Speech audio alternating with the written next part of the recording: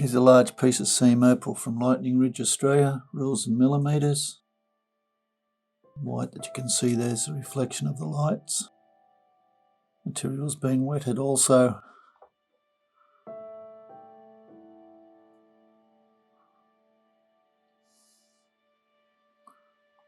Put a saw through here somewhere, perhaps. Get that stone off the top. Looks like there's a hollow in there, which it is. That's where the colour should have went, but there was a hole there, so it hasn't gone in. Blue looks like it goes right round.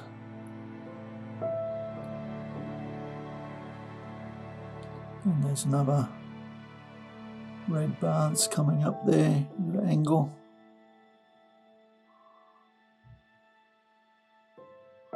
Need a fine saw blade and cut that little bit off the top perhaps. Same with that piece. And concentrate on that colour bar underneath. Or you could carve it, but if you wanted stones, I think you'd have to do something like I've just said.